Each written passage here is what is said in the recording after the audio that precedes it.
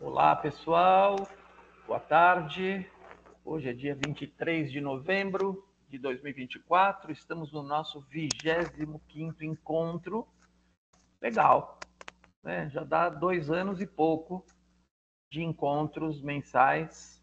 Acho que a gente tem muito material aí para a gente fazer coisas, inclusive publicar. No último encontro estávamos só eu e o Edivan, né, Edivan? Sim. E eu até falei da gente retomar a discussão. A gente já tinha falado, acho que no encontro anterior, de retomar a discussão sobre os livros de ocorrência. E eu falei que eu ia tentar, mas não consegui. Eu ia tentar entrar lá nas discussões que nós fizemos e transcrever, porque eu acho que nós falamos muita coisa interessante. Eu acho que se a gente transformar, se a gente conseguir compilar tudo que nós falamos ali num texto, cara, eu acho que nós temos um texto que vai precisar só ajustar para a gente poder publicar. Porque a gente escreveu muita coisa ali, a gente falou muita coisa ali. Né? Não sei se, talvez como um trabalho com levantamento de dados, talvez não, porque a gente, embora tenha entrevista lá com a Elaine, né? É Elaine, né, Diva? A diretora da sua escola, que foi uma entrevista interessante. E tem o levantamento de dados que a gente fez históricos lá, né? Que você levantou na tua escola, né? Eu levantei lá da escola do Alisson, acho que o Alisson também levantou, eu levantei uns mais antigos. Também a gente teria condições de fazer alguma coisa por aí. Então, eu acho que essa crise que eu estou sentindo, né? Uma crise do grupo, de pouca participação, claro que tem a vida concreta de todo mundo, né, as dificuldades, porque muitas vezes o sábado é o dia que você tem para fazer alguma coisa, eu sei que não é fácil. Embora a gente já tenha diminuído, né? Nós começamos fazendo 3 horas, já estamos fazendo 2 horas, enfim, para facilitar um pouco isso para todo mundo, né?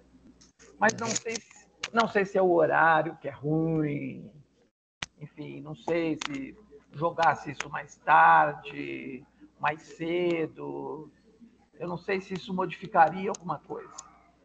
Eu acho que se fosse Eu de acho que manhã não. seria pior, né? Para mim, de manhã seria pior. Bem pior. Pra mim também. E mais tarde também, né? Porque junta compromissos familiares também. Enfim. Eu acho que a gente pegou um horário aí que tá legal, né? Das 3 às 5, um horário que não atrapalha a programação da noite e nem os fazeres da manhã, né? Agora a gente precisa encontrar o veio aí que a gente consiga fazer com que as pessoas se despertem, né? Enfim, a gente precisa talvez convidar mais pessoas, enfim, pessoas que queiram participar também, que tenham interesse, né?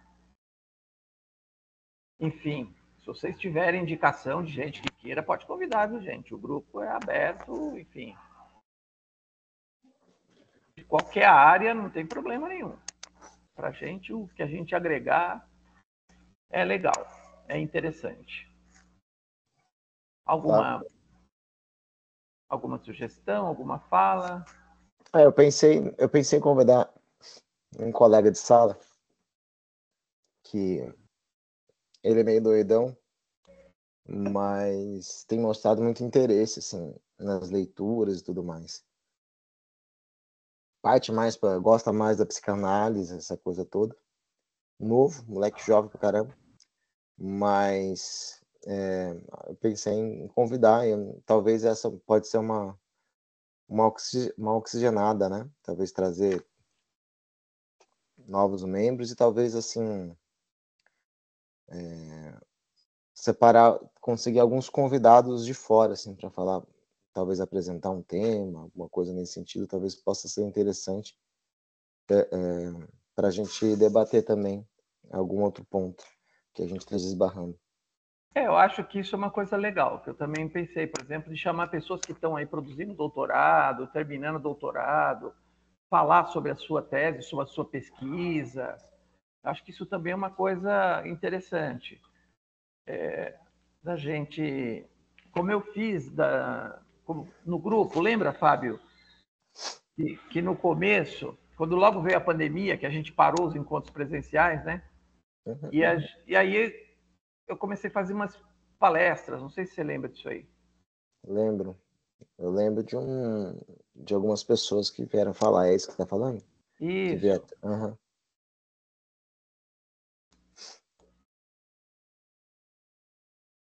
Que tá no nosso canal lá, no canal do grupo lá no YouTube. Uhum. Acho que isso pode ser uma coisa interessante, enfim. Mas eu acho assim que a gente teria que tentar agora centrar nesse primeiro momento na nossa pesquisa. Tentar avançar na nossa pesquisa, porque acho que isso também vai dar uma direção e um combustível aí para ver se a coisa acontece, né? Se a coisa rola. Uhum. Vou tentar para o próximo encontro ver se pelo menos uma parte eu consigo transcrever algumas das coisas que a gente falou lá sobre o livro de ocorrências. E eu acho que o método que a gente usou talvez possa ser interessante para a gente escrever sobre coisas. Porque como a gente está livre para fazer associações ali, quando a gente está falando, né, pegando a ponta do que um falou, juntando para cá, juntando para lá, e a gente vai evoluindo, cara, deve ter um monte de coisas interessantes. E que se a gente não revisita isso, fica morto lá, né? Está lá. Um dia, se alguém quiser fazer algum estudo do grupo, eu quero ver, vou assistir aula encontro por encontro. Talvez isso nunca aconteça e morreu lá, né? Sim, sim. Eu acho que tem discussões interessantes ali. Eu acho que essa é uma delas. E talvez revisitando, isso é uma coisa que seria interessante, assim. Transcrever todas as reuniões. Pudesse, cada assunto que saísse, encaixando num lugar. Ou seja, abriria, por exemplo, 10 pastas de Word. Uhum. Nós estamos falando sobre uma coisa, opa, é nessa aqui. Ou isso aqui encaixa aqui. Eu acho que a gente conseguiria fazer coisas aí, talvez tenham uma produção bacana da gente. É que isso eu estou pensando que dá trabalho, né? Mas talvez uma produção de uma ata de reunião. Talvez isso ajude a melhorar a nossa memória, que é mais ou menos o que você está falando. Cada reunião tem uma produção, tem alguma coisa escrita sobre, pelo menos, uma sinalização daquilo que foi discutido. Sim, Não sei, porque dá trabalho. Eu odeio fazer ata. Assim, eu choro todas as forças para fazer ata, mas às vezes criar memória. Isso é uma coisa importante. Acho que eu costumo colocar lá o que a gente discutiu central. O tema central do encontro está lá no vídeo. Mas, por exemplo, coisas por dentro, coisas menores que poderiam estar ali, que apareceram, talvez fosse interessante. Se a gente tivesse feito isso desde o começo, por exemplo, seria mais fácil identificar onde que está o negócio. Onde falamos de tal coisa. Para a gente encontrar. Né? Quer ver? Vamos dar uma sapiada aqui. Peraí, deixa eu compartilhar aqui.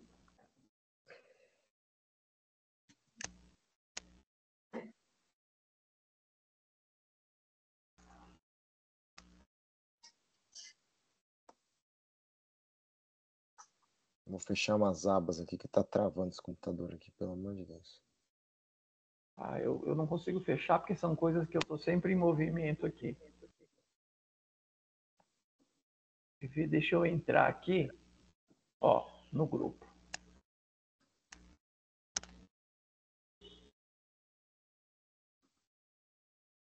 Esse foi o encontro 22.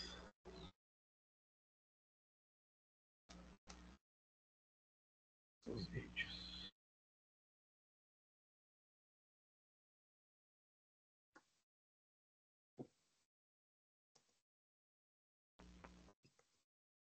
Esses aqui são os que eu falei, ó. aquelas lives que nós fizemos durante, acho que foi na pandemia isso aqui, né? Foi. Antes da gente retomar.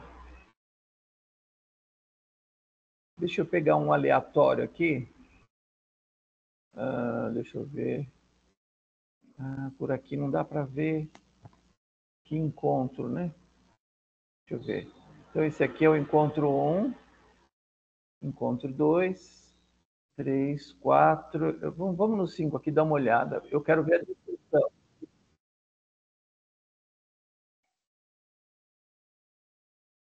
Então, ó, estudando as ontológicas do pensamento e da atividade do homem.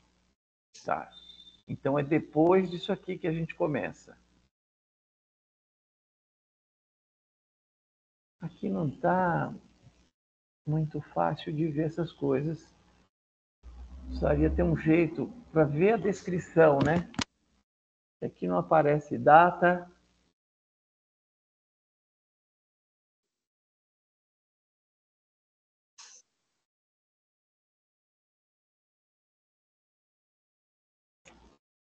Tá, vamos ter que ver um por um mesmo. Não sei qual que eu vi aquela hora. Deixa eu ver esse aqui. Ó.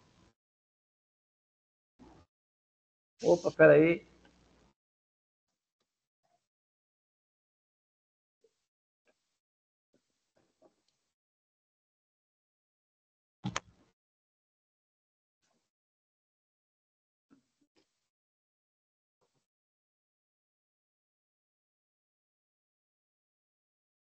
Ó.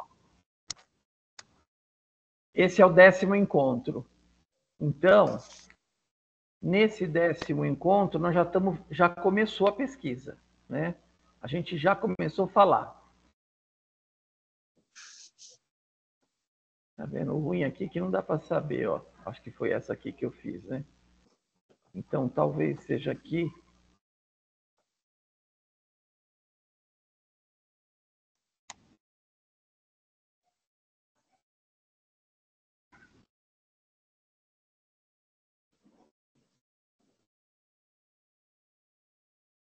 Não, não era. Acho que parece até que está fora de ordem.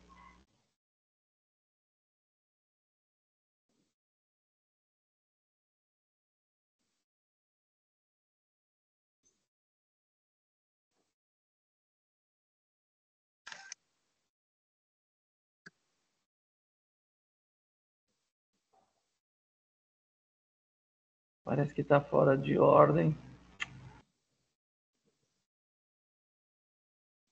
Ó, 6, 4, 10. Puta, tá fora de ordem. Eu não sei que ordem que eles estão. De visualização. Se colocar em vídeos ali, clica em vídeo, será que não fica em ordem? Não, é como estava aquela hora.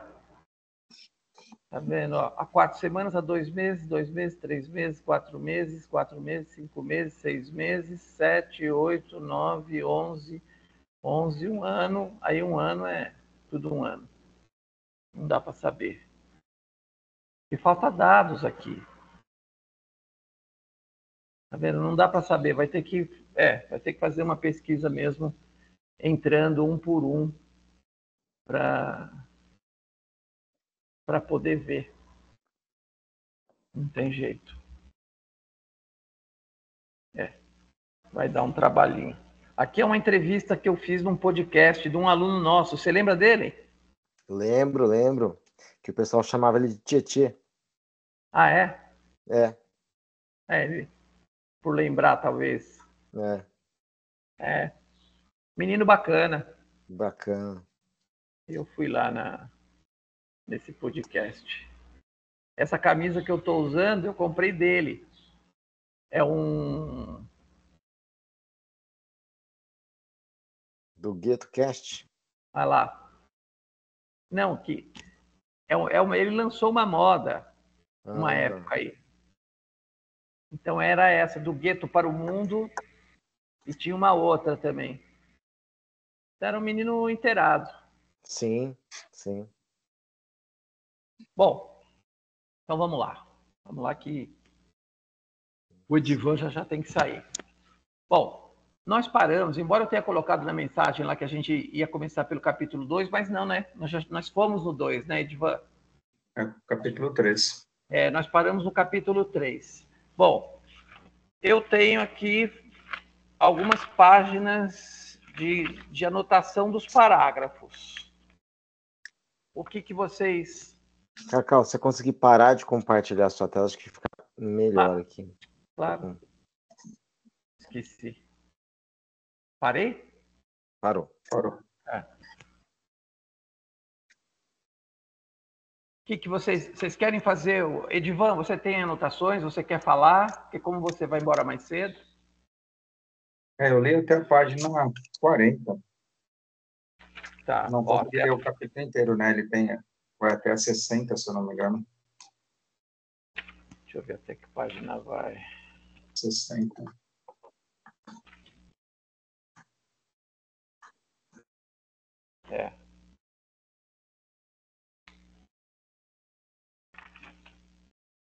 Não, vai mais. Não. Vai até a 64. 64. Isso, 64. Então vamos lá. Só dessa página que você falou, que você leu, eu tenho aqui umas 4 páginas de anotação. Então vamos lá.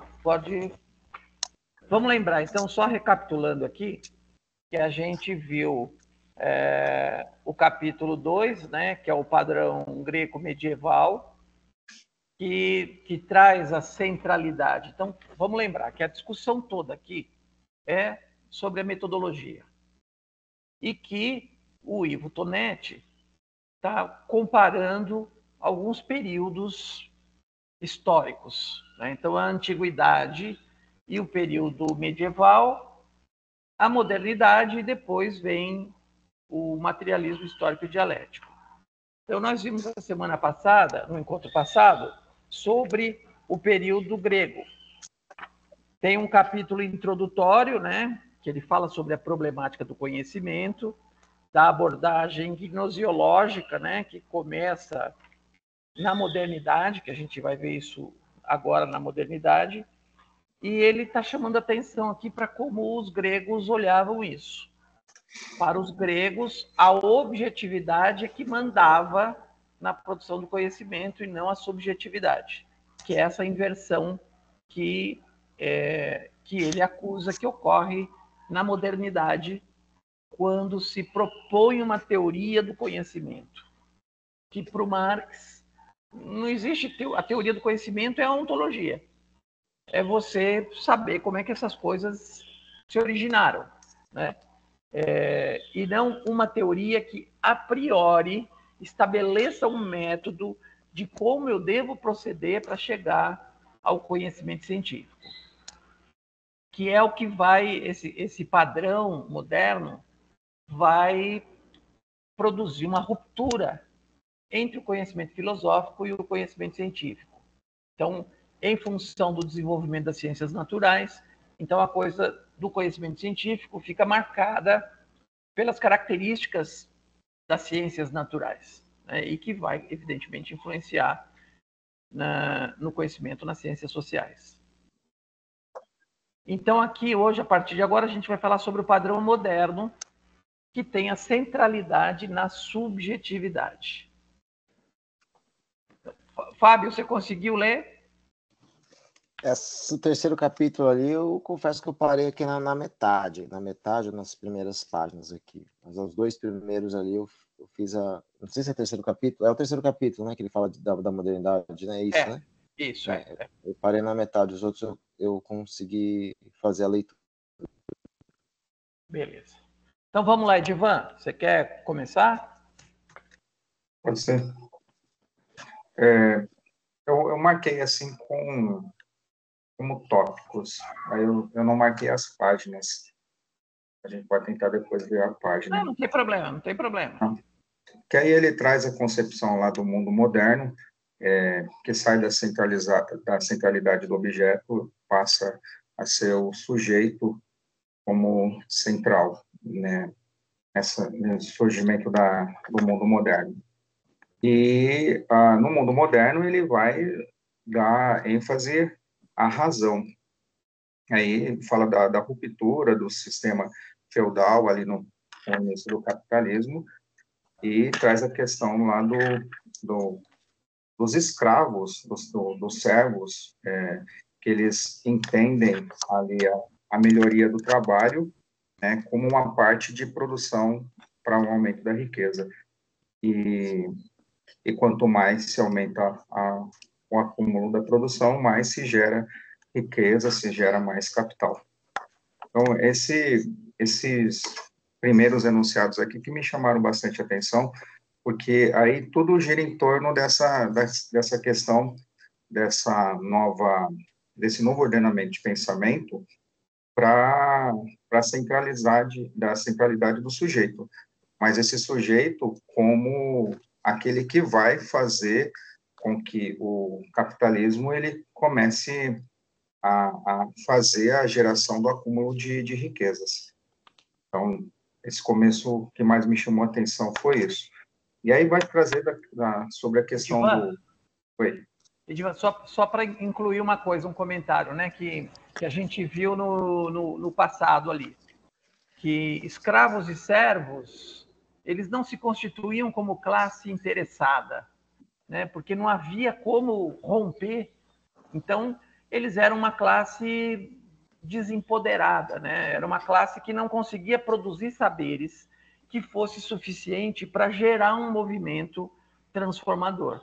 Que o que vai acontecer na modernidade, principalmente com a Revolução Industrial, né? E o surgimento do operariado, que passa a ser uma classe revolucionária. Né? Porque nem os escravos e nem os servos eram classes, se constituíram como classe revolucionária, né? Uhum. Não, isso mesmo. Ele vai falando do surgimento ali da burguesia, e aí a burguesia era composta ali pelos comerciantes, os pequenos, começa a nascer ali a ideia das pequenas indústrias naquele momento. E aí ele vai falar dessa ideia da suposta liberdade, saindo um pouco daquela centralidade que tinha lá na Idade Média, e vem trazendo essa ideia da liberdade para que tivesse ali a possibilidade do aumento da riqueza. Esse foi os primeiros enunciados que eu anotei, que me chamaram mais atenção. E uma aí depois... questão... pode falar, desculpa. E uma questão importante aí é que ele chama atenção é que como com essa mudança o indivíduo é que vai se tornando o centro, né? Então não é o grupo, mas o indivíduo. Então essa ideia de liberdade acima de tudo, uma liberdade meio que se colocando frente à situação que esse cara se encontrava, né? Porque as terras eram dos nobres, né? Era do rei, enfim. Então a questão do liberalismo, nessa coisa da propriedade privada, ela tem como raiz essa questão, né? Então o individualismo se acentua e ele passa a fazer parte neste processo lento, né? Um processo lento que eu digo é tão lento que as nossas gerações anteriores aqui, as gerações dos nossos avós, por exemplo, ainda não tinha esse desenvolvimento da individualidade, do egoísmo como é hoje. Uhum. Né? Era muito comum a família ser, de fato, uma coisa de juntar o parente lá que estava com dificuldade, vem para a casa do outro, faz um cômodo, faz a laje, faz o cômodo para cima, né? Enfim, havia uma relação de solidariedade, né? Isso até muito pouco tempo, do ponto de vista histórico, né? A gente está falando aqui do início da modernidade, mas nós estamos falando de ontem aqui, né? No Brasil, essa relação de Por isso que ele chama atenção para a ideia do afastamento da comunidade. Que aí esse ser ele começa a se tornar mais individualista, se afastando daquilo que é mais no senso de comunidade, né? E aí ele vai buscando trazer essas ideias para alicerçar essa nova ordem.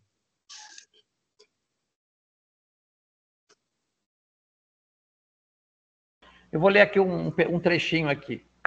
A trajetória da humanidade desde os primórdios, veremos que a constituição do ser social é tanto um processo de afastamento do ser humano da natureza, quanto o distanciamento sempre relativo entre o ser humano singular e a comunidade, implicando na complexificação da comunidade e do ser humano singular. Então, historicamente, quanto mais nos afastamos da natureza, vamos nos tornando cada vez mais seres complexos. Coisas que a gente já tinha visto lá no estudo lá com o Sérgio Lessa, né? Que aí, só para relembrar, né? O ser social é composto de dois momentos de igual estatuto ontológico, da singularidade e da universalidade, o indivíduo e o gênero.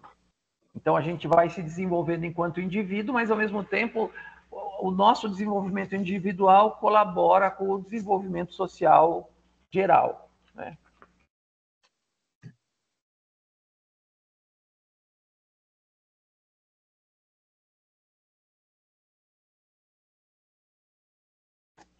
E aí ele fala aqui na página 36, experimentação e verificação empírica são duas características essenciais dessa nova forma de cientificidade.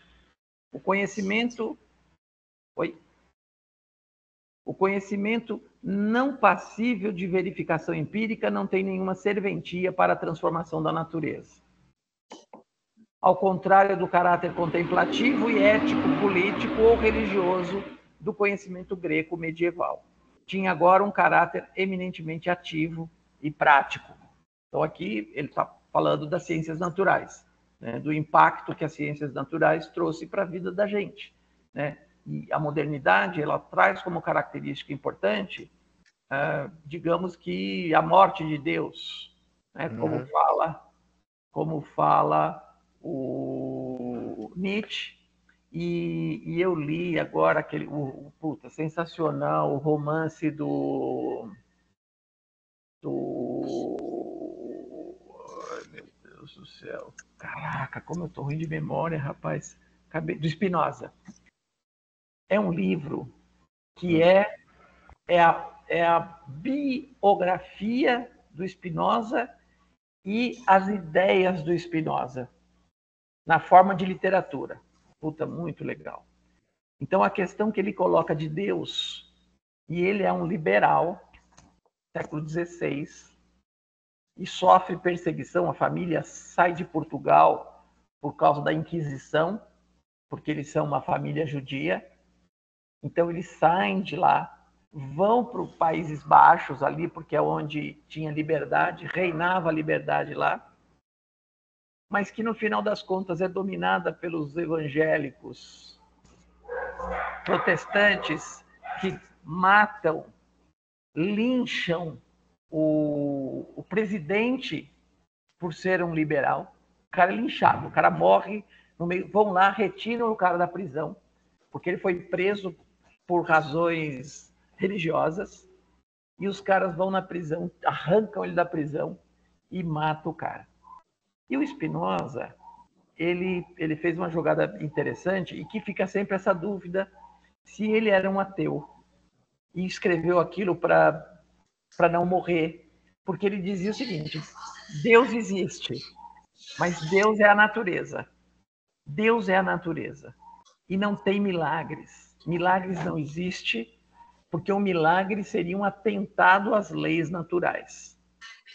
E Deus, por ser a natureza, ele não faz nenhum ato que rompa com a lógica da natureza.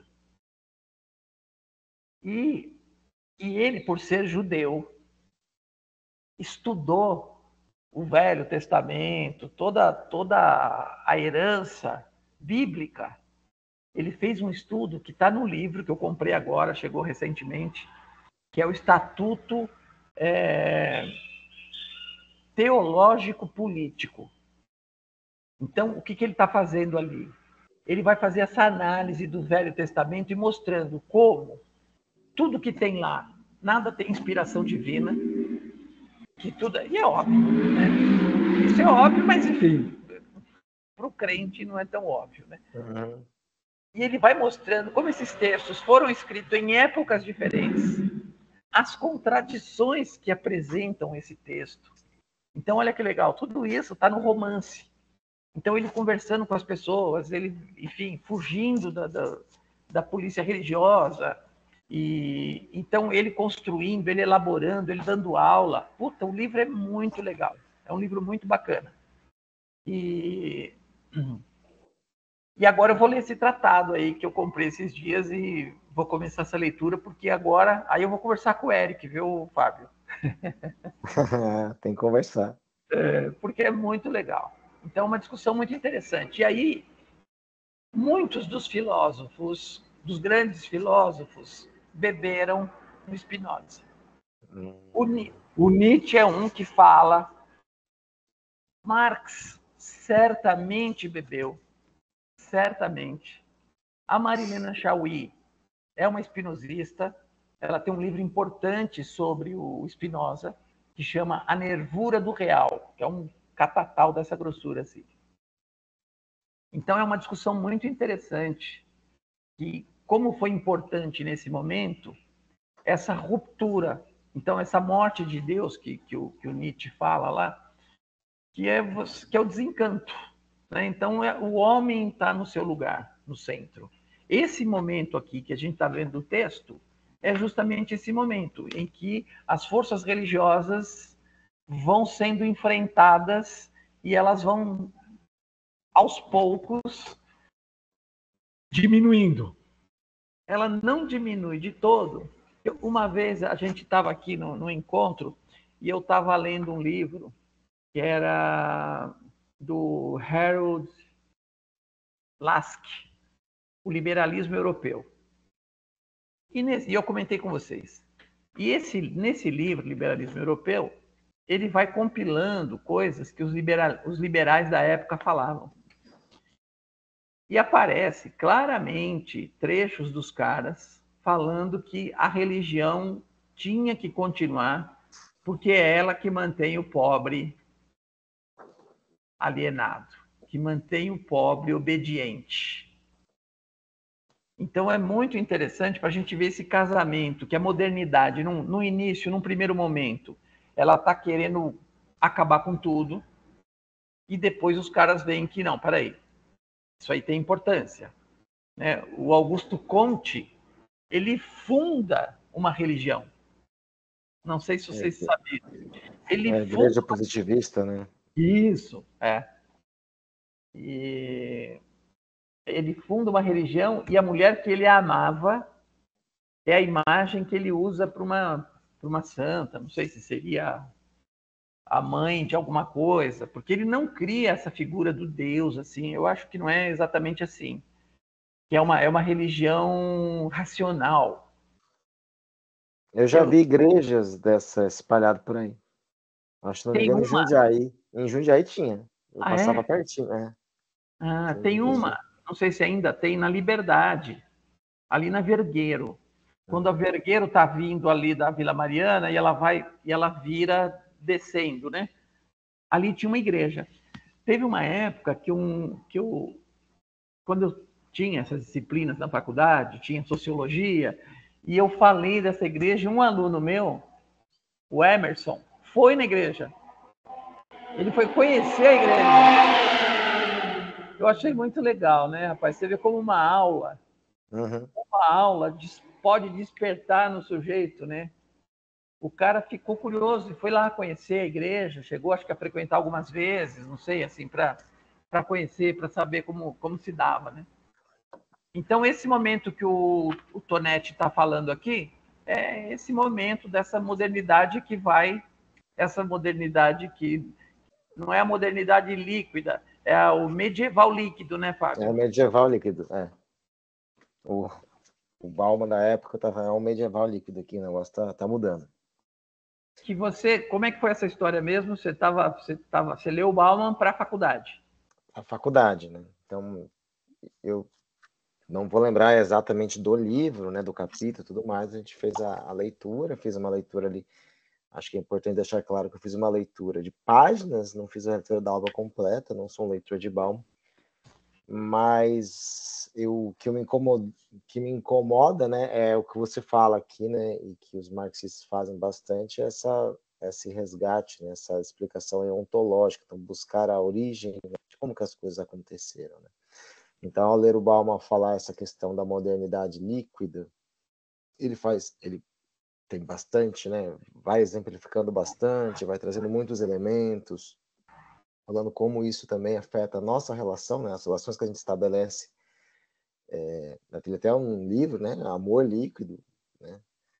Então, é um livro que também consegue sair desse ambiente acadêmico, né? Ele sai daquele livro que é somente do universo acadêmico, universitário, ele vai para as prateleiras aí das livrarias assim mais, né, de uma leitura mais, vamos dizer assim, geral, né? E aí nessa leitura aí do Bauman eu senti falta, né, desse alicerce mais na realidade material. E eu até falei que ele flerta com o idealismo, né, no sentido de que o conceito que ele criava da modernidade líquida me pareceu, a primeiro momento, coisa da cabeça dele, né? Porque ao ler não que, né? Não que nenhum autor vai criar coisa do nada, né? Sempre da cabeça, mas assim, não alicerçado na realidade, não alicerçado numa realidade material, né? Então, até eu dei o exemplo antes de começar a gravar, ao falar, por exemplo, dessas relações que vão mudando, né? Então, a gente tem um momento de relações que a gente está estabelecendo, as relações realmente mais, não quero usar líquidas, mas dinâmicas, vamos dizer assim, porque também a realidade, né? A realidade também mudou, né? Então, por exemplo, né? A gente tem hoje as relações amorosas, vamos dizer assim, elas se desfazem, se desfaz com uma velocidade muito grande, né? Até as relações de amizade, as relações que a gente estabelece, elas não são tão sólidas assim, elas têm uma fragilidade muito grande.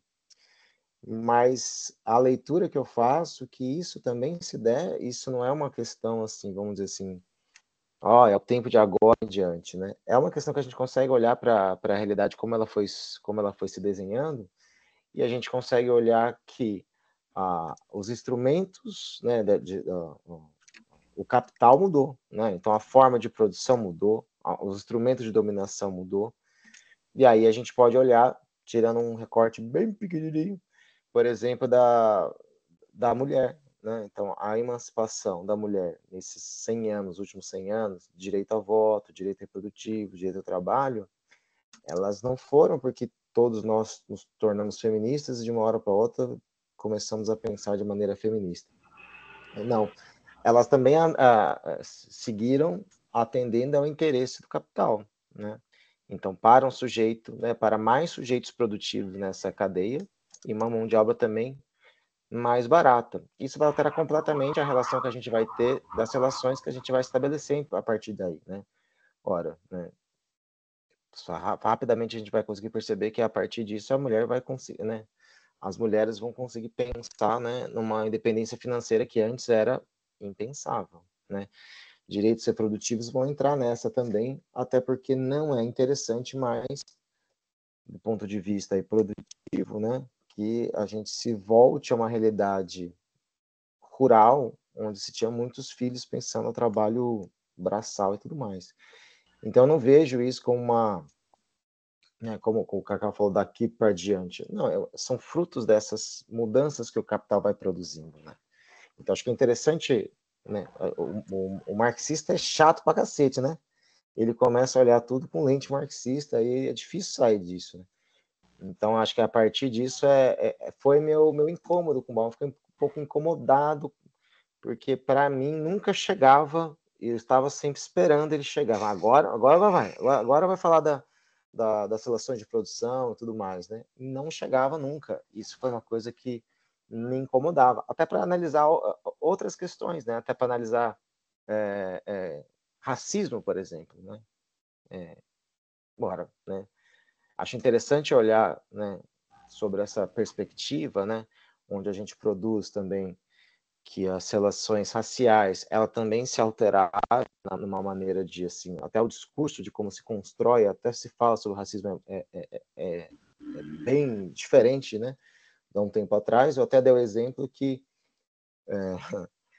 a gente tem até a FIFA, né? A FIFA combate o racismo, olha que interessante, né? A FIFA coloca lá um say no to racism, uma coisa assim, né? Fale não para o racismo, uma coisa assim. E Então, pronto. que coisa interessante, né? Uma entidade burguesa que atende aos interesses do capital imperialista, colonialista, metendo a placa contra o racismo, né? Agora, né? Então, realmente, os discursos aí, né? As formas de olhar para a realidade, elas são um pouco diferentes, né? Mas, assim, não bate na raiz do problema, né? E aí que fica essa questão, que, para mim, do Bauman foi um pouco, né, problemático. E aí, se voltar no texto aqui do... Ivo Tonetti. E eu vou escrever aqui, cara, eu vou esquecer aqui. O autor, Tonete se ou estiver vendo, Tonetti. Tonete se o mesmo? autor estiver vendo essa gravação, ele vai ficar pé da vida comigo, que eu vou errar o nome dele umas 40 vezes. Mas, olhando aqui para o texto, essa questão do individualismo é interessante, né? Então, né, porque a forma de produzir conhecimento, ela se centra nisso, né? Centra no indivíduo. É o indivíduo. É difícil a gente pensar, né? Principalmente numa coisa de ciências naturais, biológicas, que a produção do conhecimento ela sempre centra o indivíduo. Então, de certa maneira, a gente encara a sociedade como um monte de indivíduo aí jogado por aí, né? Exatamente. E a sociedade é um grupinho de indivíduos. E aí é assim que a gente fala da sociedade. E a explicação né, a ciência, ela se baseada nessa crença individualista, né, ou nessa ideia individualista, ou nessa ideologia individualista, ela também produz conhecimento nesse sentido, né? Então, a psicologia, a psicologia é uma ciência basicamente pautada no individualismo, né? Claro que hoje a gente tem outras discussões, né? Por suposto, mas é basicamente isso aí. É difícil você tirar, né? Até a lógica de um atendimento terapêutico individualizado, há muita contestação nisso aí, né? Se esse indivíduo é um ser social, se ele está numa grupalidade e o sofrimento não é dele, assim, claro que ele sofre, claro que ele dói, claro que machuca para ele, mas não é um sofrimento que veio de Marte e atingiu ele sem relação com a conexão com a realidade. Então, por que se faz um atendimento individual sem considerar a realidade que ele vive? Né? Então, há uma crítica interessante nesse sentido, fazendo essa ponte, né? E aí eu só queria voltar também nessa questão também de que eu bato bastante na tecla de que tem essa questão desse projeto, né? Um projeto de sociedade e de mundo sendo construído, né? Então, quando essa ideia individualista ou esse discurso liberal é colocado, ou tenta se destruir, né, essa ideia do Estado, essa ideia da igreja, do conhecimento, né, da ideia da religião, é porque Estado e religião se misturavam, né? Hoje, né, então se bate na questão das ideias religiosas, porque elas estavam muito arraigadas ali, se misturavam entre o que era Estado e o que era igreja, né? A partir do momento que há uma dissolução disso aí, né, entende-se aí, né, que o Estado é laico, mas não há o abandono das teorias, né, da religião como um todo, né? Igual o Cacau falou, né, que os liberais ali tinham essa ideia de que a religião é importante porque é um poderosíssimo instrumento de dominação e não de emancipação, né? Então a construção ali ela não se dá por acaso, né? E se me permitir, Cacau, o último devaneio aqui desse que vos fala, essa questão individualista me fez pensar nessa questão da solidariedade que você também colocou, que está no texto, né? Que coisa interessante, né? Como eu estava escrevendo a questão de relações raciais e olhando especificamente para a Argentina por conta daquela canção do Enzo Fernandes, né? E aí eu fiquei olhando, por que as coisas acontecem lá de uma determinada maneira, né? E que a gente não vê, por exemplo, no Brasil, né? Então, me chamou a atenção, uma das coisas que me chamou a atenção é que a gente não tem, talvez o Brasil um pouco mais, não sei, posso estar falando besteira, a gente não tem essa visão de solidariedade enquanto América Latina. Sim. Então, aquele sofrimento, né? O argentino entoar aquela canção, ou mesmo a gente daqui olhando como uma economia mais desenvolvida, olhando de cima para baixo os outros países da América do Sul, ela é uma ação ali que não possibilita essa solidariedade entre os povos da América Latina.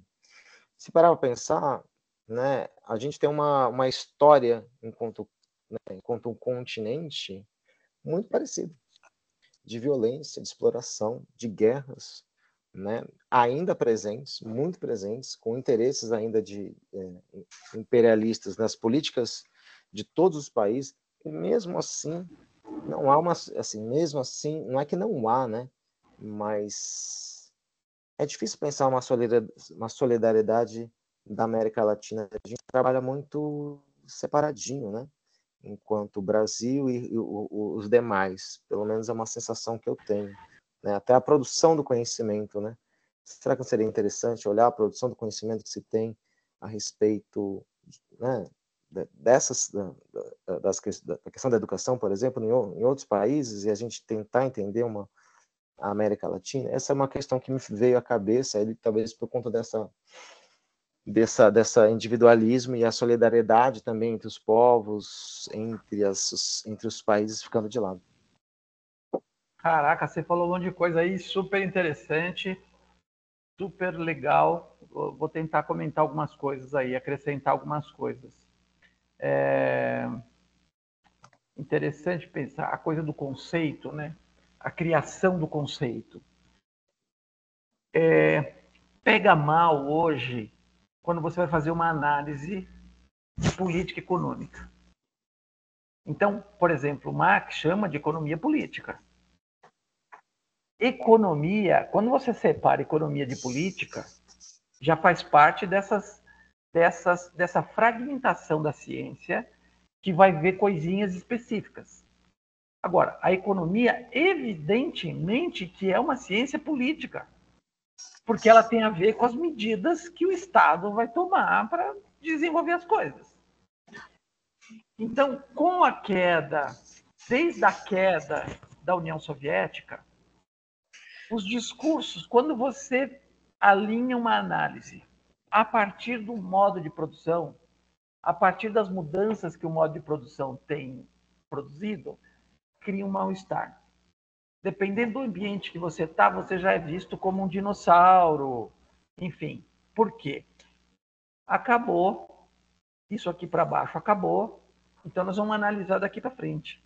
Ou seja, como se de fato o sujeito egoísta, individualista, burguês, fosse de fato a essência do ser humano. Como se ela fosse uma essência que eu nasci com ela e sou assim. Então você vê, desse conceito da modernidade líquida, que podia ser modernidade derretida, modernidade, né? Enfim. Qualquer coisa. Porque de fato ele está tirando da cabeça. Uhum. Outro conceito parecido com esse, claro que quando ele fala em modernidade líquida, dá para entender, que é como você falou, na antiguidade também não teve antiguidade líquida, porque, né, os caras da antiguidade, vendo as coisas mudarem ali, o que está acontecendo? Imagina o Império Romano ruindo e os reinos germânicos, godos e não sei mais o quê, esses caras invadindo, ampliando os reinos dele, criando os reinos dentro de onde era o Império Romano, E aí muda a língua, muda tudo. Imagina que loucura que foi aquilo lá, né? Que loucura. Sem internet, sem um zap, sem o tio do zap para me explicar o que estava acontecendo, né? Porque hoje nós temos pelo menos o tio do zap para explicar para a gente o que está acontecendo, né? Ainda Então, bem. você vê, um conceito como esse, que para os marxistas é pesado, é o conceito de sociedade pós-industrial. Cara, olhe em volta de vocês. O que está em volta de vocês que não foi produzido pela indústria? Como é possível falar numa sociedade pós-industrial? Sociedade da informação. Tudo bem que a informação, claro que ela aumenta, se aumenta os meios de produção ligados à informação, claro que a informação circula mais. Né? Então, a sociedade da informação é em homenagem ao tiozão, ao tio do Zap, né? Sociedade da informação. Ué, o meio de produção industrial deixou de existir? Então, quando se usa esse tipo de expressão, você está falsificando a realidade. Então, o grande problema é a falsificação da realidade. Você fala da realidade como uma coisa específica aqui, mas que saiu da minha cabeça. Como você falou, que não tem conexão com o real, falta conexão com o real. Né? Então, você falou, por exemplo, da emancipação das mulheres, e como, em certa medida, a própria transformação dos meios de produção auxiliou. Então, todo movimento que não põe em xeque o capitalismo, para o capitalismo é beleza. Então, tal coisa, vamos fazer cota para o deficiente físico, para o deficiente visual. Ah, mas peraí, não, isso aí vai sair muito caro para mim. Não, mas você não vai pagar imposto, você vai ter um benefício X, um benefício Y. Beleza. Tamo junto.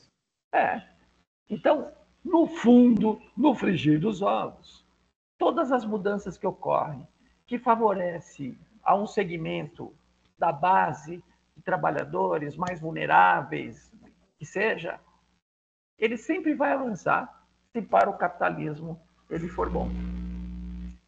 Esse projeto que está lá agora, né, contra o 6 por 1. 6 por 1. Eu imagino, outro dia eu estava vendo, eu tenho um humorista que eu sigo, ele é de família cristã, e ele faz humor, mas ele é um cara formado em História pela USP. E é um menino que eu gosto, um menino interessante e tal, ele tem umas sacadas legais. Aí ele foi falar sobre isso, ele botou uma entrevista na Jovem Pan, no Pânico da Jovem Pan, que eu nem sabia que ainda existia esse troço aí. Sabe quem foi chamado para falar sobre o 6 por 1? O irmão da Jade Picon. Eu vi isso aí. Quem é Jade Picon? Quem é o irmão da Jade Picon? Normalmente eu vejo as coisas que ele coloca, porque ele vai comentando, tirando um sarro, né? Esse eu não tive nem coragem de ver o que o cara ia falar. Quando eu vi, anunciou o que era ali, eu já só dei o clique ali de positivo ali e eu nem vi o que o cara falou. Mas é óbvio que ele estava ali para defender o 6 por 1, né? Enfim, deve ser alguma coisa assim, né? Então, as construções... Esse vai ser um projeto duro. O cara do Banco Central já deu uma declaração, né? Isso aí vai trazer muito problema, porque vai aumentar a informalidade, vai aumentar o desemprego, vai ser o caos. Como seria o caos se implantasse o 13º? Como seria o caos se implantasse as férias de 30 dias? Como seria o caos se implantasse o salário mínimo? Como seria o caos se tivesse aumento no salário mínimo? Enfim, a história se repete sempre. E as questões econômicas estão sempre no centro. Porque o que interessa é o modo de produção. Se você vai usar o banheiro X, o banheiro Y, uma madeira de piroca, não sei mais o que, todes, perfumaria, pura perfumaria. mas é coisa que engaja os idiotas. Então, o que o liberalismo fez lá no século XVII, no século XVIII, é o que o neoliberalismo faz agora. O mesmo jeito. Nós estamos perdendo, porque perderam 4 eleições seguidas. Então, eles precisaram dar um golpe e dar o segundo golpe. Né? Que primeiro tirar a Dilma e depois tirar o Lula da eleição. Para conseguir assumir. Puta, na virada já perderam de novo. Eles estão tentando se articular e eles precisam dos idiotas, porque como é que o pobre vai votar num Estado neoliberal? Como é que o pobre pode votar num Estado que a escola vai ser privatizada? Que quem vai cuidar agora da escola é a empresa X que vai dizer como é que essa escola vai funcionar. Enfim, como é que o pobre... Não pode. Então, para votar no projeto, eu vi o governador agora, quando foi para a Bolsa de Valores, lá para privatizar as escolas, a entrevistar o secretário da Educação. E ele disse assim, o nosso projeto foi vencedor e nós vamos privatizar tudo. Eu falei, olha que canalha. Porque quando teve a eleição, eles não falaram isso na eleição. Então não foi esse projeto que ganhou. O projeto que ganhou é nós vamos matar todos os bandidos, isso sim. Agora, eles não disseram em nenhum momento que iam privatizar o Estado inteiro. Nós sabíamos. Mas as pessoas que votaram nele não sabiam. E não sabem, muito menos, o reflexo disso na vida de cada um deles. Né? Então, por isso que e aí, como você falou, Fábio, quando a gente está envolvido, quando a gente começa a conhecer como é que se produz o conhecimento, como é que eu olho para a realidade, não dá mais para ignorar essas questões.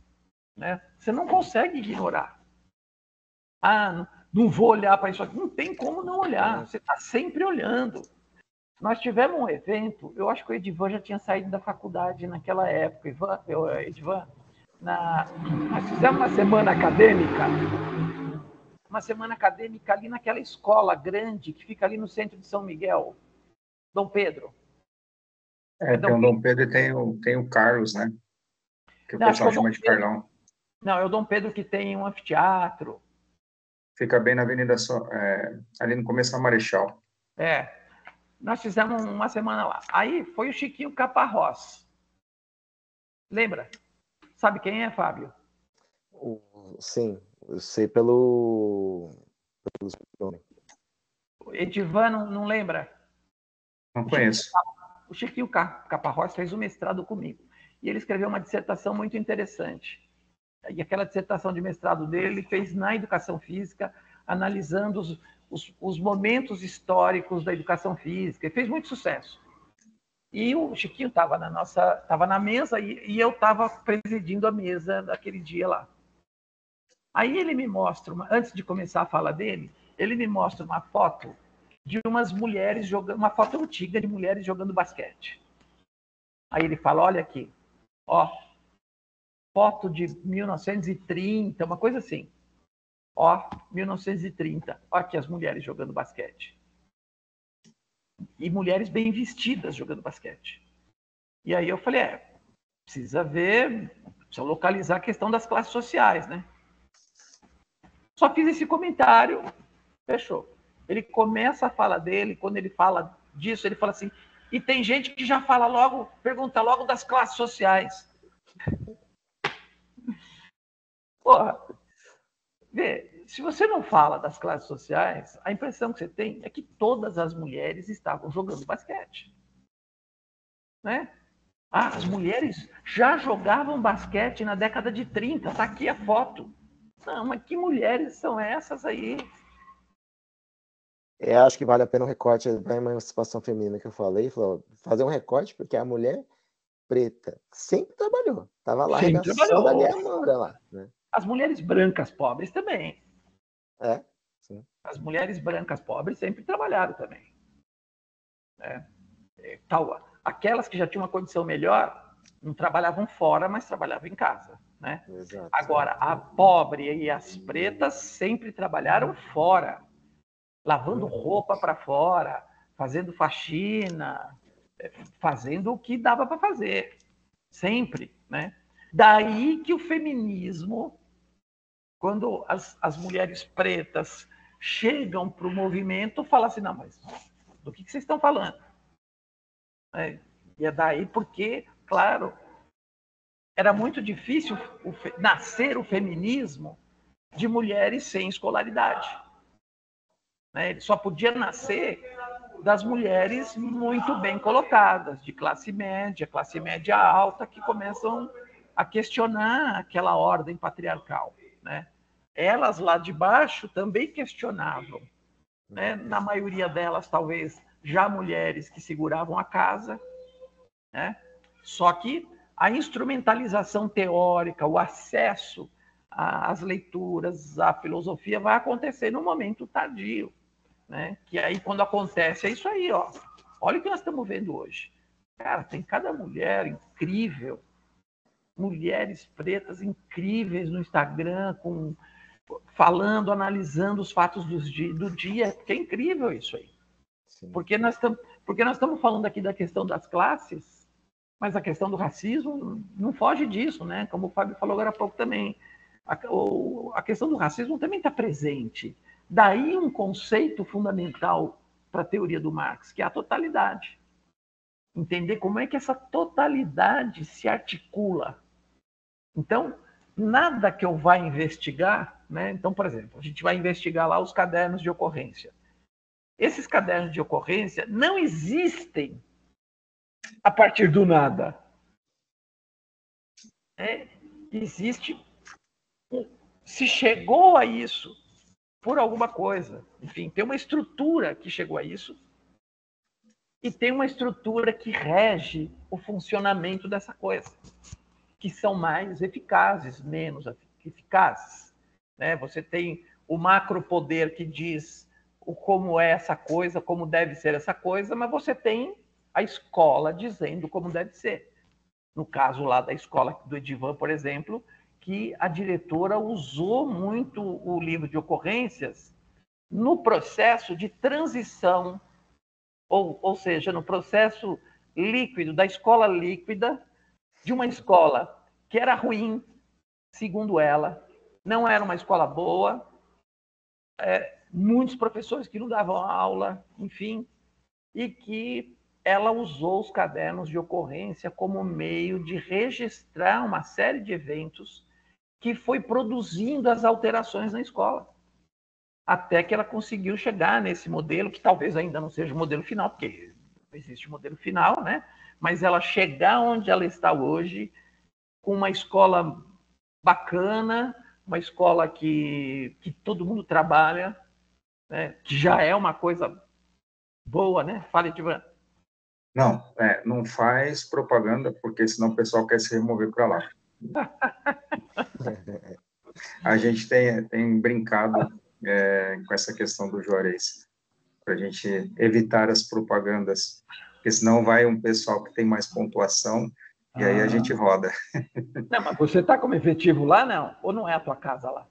Não, sou efetivo lá e estou lotado lá. O problema é que, assim, no final, eu sou o final da lista. Entendi. E aí, se chega alguém, se tem uma vaga e chega alguém com mais ponto, me derruba. Entendi. Mas tem uma vaga lá? Não. Bom.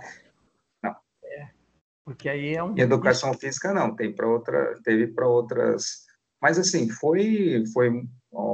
as indicações e as remoções de lá foram, assim, muito pontuais. Foram uma ou duas pessoas. Na verdade, o pessoal quer ir para lá. E a gente não faz a propaganda. Então, essa parte do vídeo tem que ser deletada. Que bom, né? Que bom. Então, eu acho que essa questão que o Fábio trouxe a partir da ideia lá de modernidade líquida, ela é fundamental para a gente entender esse processo, né? De como essa metodologia, como que o Marx via e como é que o marxismo se coloca a partir disso, né? Então, provavelmente, deve haver pessoas que se identificam como marxistas, mas que não fazem esse exercício. E que, portanto, também enfim, estão ali meio que caindo fora. Porque a questão da ontologia, ela é fundamental. Eu continuo na leitura daquele volume lá. Está me faltando, acho que umas 100 páginas, porque são quase 500 páginas aquele volume, e eu continuo na leitura. Mas tem um tempo até que eu não tenho lido, que eu entusiasmei com outras leituras aí. Cara, e isso não dá. Quando você lê sobre isso, você estuda sobre a ontologia, não tem como você esquecer. Não tem.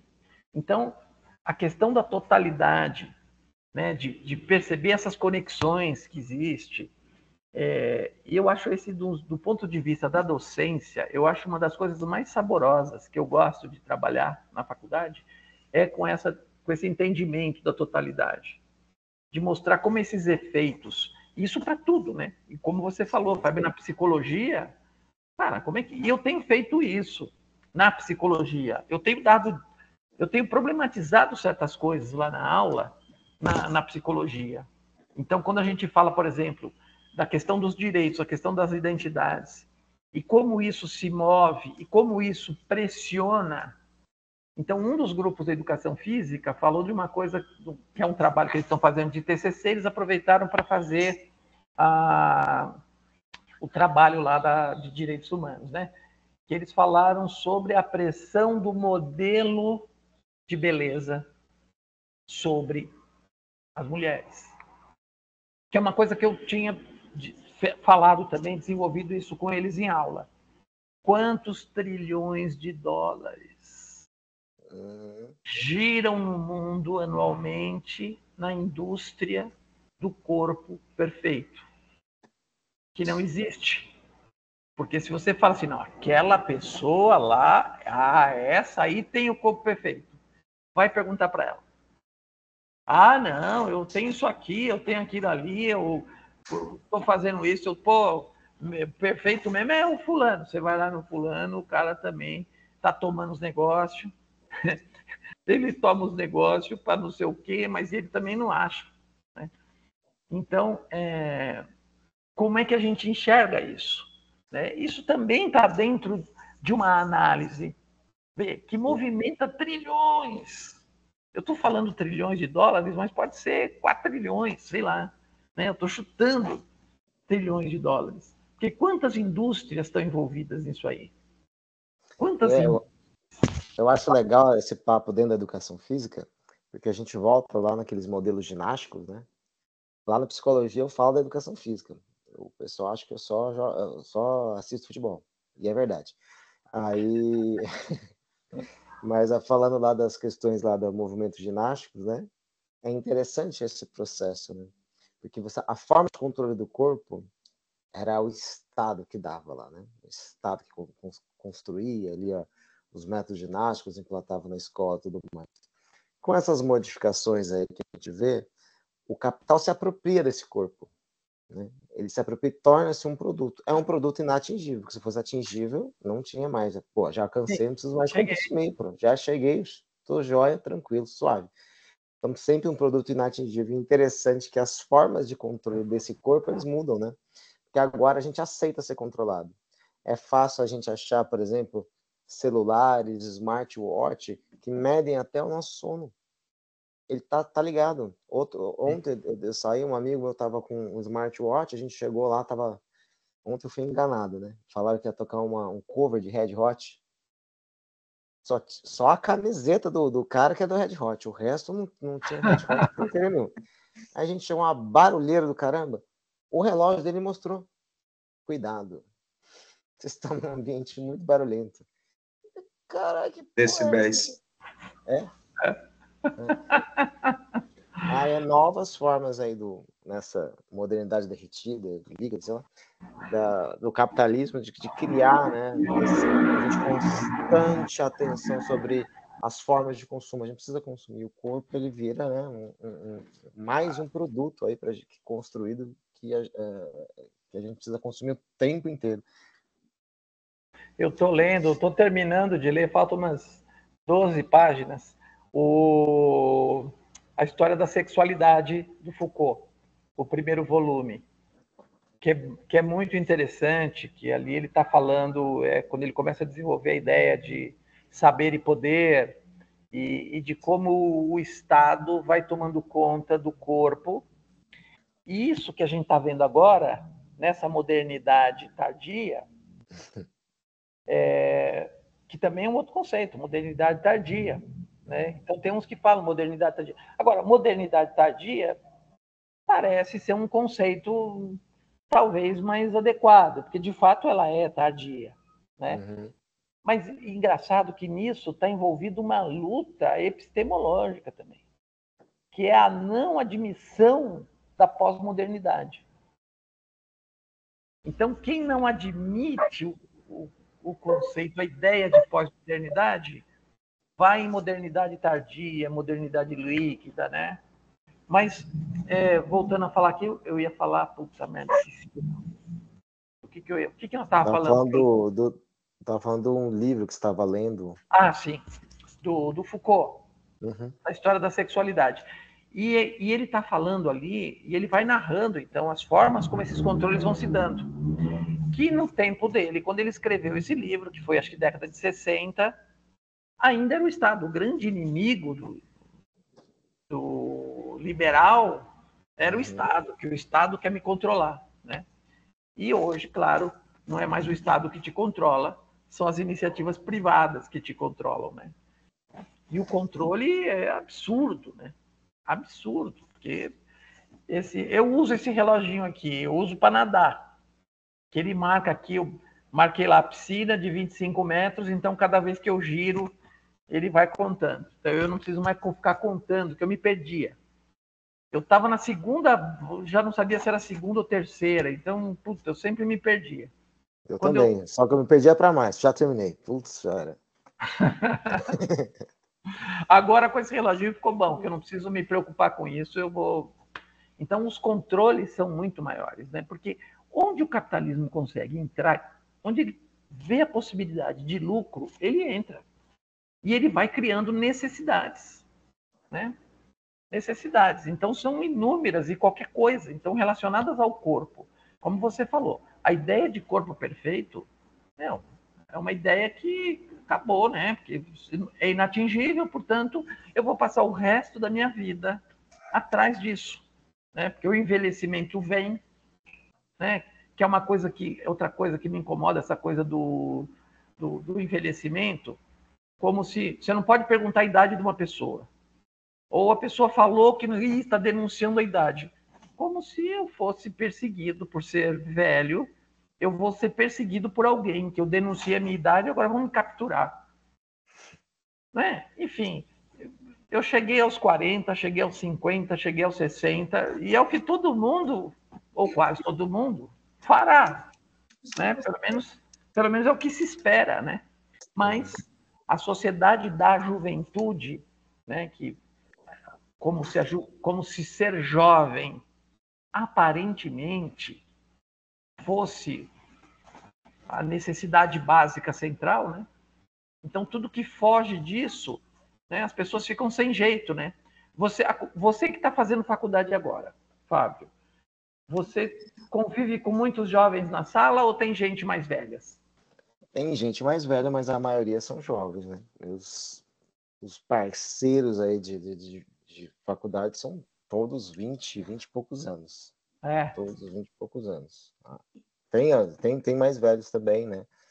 Eu não sou o mais velho da turma, então tem uns 40 mais ali na sala, com interesses e bagagens diferentes. Eu acho uma coisa legal, que tem mais na faculdade privada do que na pública. Na pública, geralmente, as experiências são muito homogêneas. Aqueles que estão lá têm uma experiência muito homogênea. É um maluquinho que passou ali fez um cursinho, que não sei o que lá, e foi lá para fazer a faculdade, lá seus 18, 19, 20 anos, está ali. Muda uma coisa ou outra, estudou numa escola lá, escola aqui, mas geralmente é uma experiência mais homogênea, eles seguiram mais ou menos o mesmo trajeto. Na privada, não, né? Na privada aí tá uma experiência... Qualquer um, né? Uma experiência bem diferente. Eu acho isso muito interessante, né? Até nas experiências compartilhadas em sala, olha só que coisa interessante que as pessoas estão falando aqui. Que essa percepção ali também dessa questão da idade também, né? Então, perceber, os jovens perceber que, né, que as pessoas mais velhas estão ali, e não é a questão da idade, né? Tem muita questão do etarismo, aquela coisa lá, né? Mas eles têm uma percepção diferente, né, do que é ter 40 anos, 40 e poucos anos, né? E ao contrário também, a percepção da juventude, né? Então a percepção da juventude também é bem diferente, né? Eu falo por mim. Então estar ali com esse grupo de jovens é bem diferente. Eu tenho amigos jovens, né? A gente sai, dá rolê junto. Engraçado que eles não me aguentam, né? Não conseguem fazer o que eu faço. Eles são jovens. Mas são pessoas que seriam seus alunos, né? Se você tivesse continuado na Cruzeiro, seriam seus alunos. Vocês têm alguns ali, tem uma menina que tem 20 anos. Eu falei, cara, você tem 20 anos? Você definitivamente tem idade para ser minha filha. E a maioria, ele falou, não, vocês poderiam ter sido fácil, meus alunos, né? E alguns falaram, eu queria ter tido aula com você. Eu falei, isso é interessante, né? Isso não estaria acontecendo, mas seria interessante. E você percebe o etarismo na sala? Talvez não contra você, mas contra outros que estão na sala?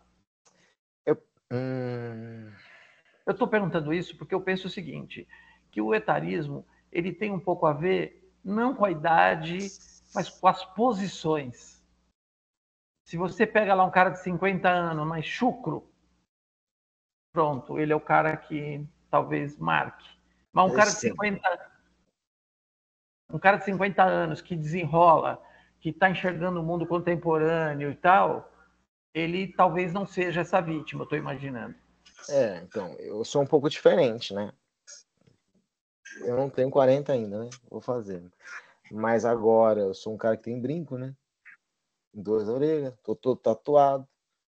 E aí isso dá uma... velho tatuado, meu. Velho tatuado é horrível. Vai pro inferno, com certeza. Mas tem sim essa questão, assim, né? Então, por exemplo, tem um ali na sala que ele é mais tiozão mesmo, assim. Mas aí eu já falei assim para os colegas, cara, eu entendo a fala dele, porque a gente foi criado, né, na década de 90 foi uma loucura, né? 80, 90, a gente não tinha discussões como a gente tem hoje sobre, por exemplo, sobre o que é uma sociedade machista. Ser machista era regra. Minha adolescência era isso. Normal. Se você não fizesse uma fala machista, você era zoado, cara. Né? Então, a quebra dessas ideias, elas são difíceis. E ela é estruturante. Né? Não é possível se livrar de uma hora para outra. Né? E não se livra também. Né? Não é assim, me livrei. Não existe. Então, eu percebo que ali ele tem um pouco de mais dificuldade. Eu consigo conversar com ele algumas coisas, mas, por exemplo, assunto mais jovial, ele tem muito mais dificuldade. Então, eu consigo transitar entre os grupos. Eu converso com a galera mais velha, converso com a galera mais jovem, converso de não sei o quê, por conta da minha vivência também, né? Mas eu percebo que ele não consegue, é mais difícil. Então, a formação de grupos, eu percebo que ela obedece mais ou menos essa questão etária. Então, tem um grupo ali dos pessoal mais velho que fica sentado no canto, tem um grupo de não sei quem que fica para lá. Então, essa formação de grupos, ela eu percebo que ela segue mais ou menos nesse sentido. E é muito difícil quebrar. É muito difícil quebrar. Eu já tentei ali até quebrar algumas coisas, mas eu percebo que é bem difícil. Né? Aí eu também não quero ser o tiozão chato do rolê. Eu imagino que nenhuma das duas pessoas, os dois grupos, querem quebrar. Porque o tiozão, ele não vai se sentir confortável naquele grupo, e aquele grupo não vai se sentir confortável com o tiozão no grupo. Então, o tiozão também, para se defender, ele também quer a invisibilidade, né? Não, deixa eu ficar na minha, né? Não aparecer. Né? Acho que isso é uma característica de defesa. Né? Sim. Com certeza. A sobrevivência ali para formação de grupo, né? Fazer trabalho, essas coisas, você não tem jeito. Eu vejo lá na turma que eu estou dando aula, tem umas mulheres lá que são mais velhas e que eu conversei um pouco com elas, assim, fora da aula, antes de começar a aula, e eu percebi que são duas irmãs casadas e que aconteceu alguma coisa, eu não perguntei o que foi, mas aconteceu alguma coisa que aos 50 anos elas resolveram fazer uma faculdade. Talvez essa seja a tiazinha que está um pouco desconectada, né, com o mundo. Né? Nós tivemos uma experiência no curso com um professor que ficou 20 anos sem dar aula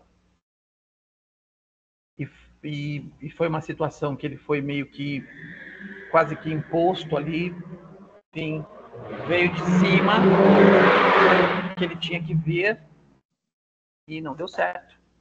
Ele ficou um semestre, teve problema com todas as turmas. Então, gente que foi falar, olha, se continuar, eu vou sair, tem mais uns não sei quantos que vão sair, porque não entender. Pô, 20 anos é túnel do tempo. É túnel do É uma tempo. viagem no túnel do tempo. O cara saiu lá de um período em que ele fazia as coisas e, de repente, 20 anos. Essa molecada não tinha nem nascido. Estava nascendo. Uhum. Puta, cara, é muito difícil, porque aquilo que você falou, Fábio, a mudança, ela é difícil, mas quem já nasceu dentro da mudança já está tendo outra experiência. Uhum. Né? Exatamente. Outra experiência, outra cabeça. Não tem como negar que, assim, essas mudanças, apesar da gente não discordar, fazer uma discordância do Bauman, mas as velocidades da mudança, ela está sendo mais, as mudanças são mais aceleradas. E isso marca muitas experiências de vida, né? Então, se Mas não é pensar... por nada, né, Fábio? Acho que essa é a questão do Bauman. Né? Não é por nada. Não é por nada. Olha, eu estou constatando essa mudança. Tá, mas a questão não é só constatar, é explicar esse fenômeno, né? Sim, Então, por que isso está se dando? Sem dúvida nenhuma, né? Edivan, teu filho tem quantos anos? Está nessa Tem faixa. 20. 20. Tá.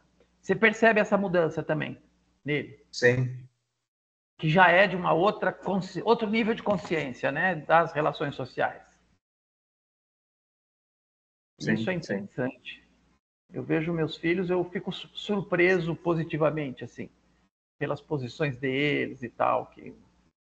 O que a gente tenta é aproximar aquilo que a gente concebe ali como mundo com aquilo que ele está concebendo também. E aí a gente vai tentando construir essa ideia na cabecinha dele. Porque se deixar solto, ele vai se debandear e para um lado que de repente a gente não consegue depois retomar.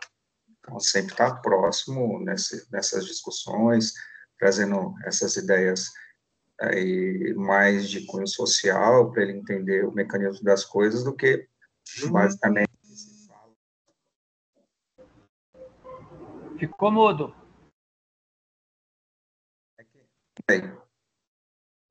Voltou. Peraí, é que entrou ligação, o dia inteiro essas ligações, eu bloqueio, os caras arrumam outro número, eu bloqueio, os caras arrumam outro número, entra o dia inteiro essas ligações. Então, aí sempre estar próximo para tentar trazer ele para essa realidade concreta, não essa coisa superficial. Travou. Sem som. Tá me ouvindo? Sim. Tá entrando ligação direta. E aí, uma coisa que eu achei... Mas você percebe, Ivan, que a escola dele, o meio com quem ele vive, também já é um meio mais democrático, digamos assim, que já escapa dessas formas de controle, mais machista? Sim.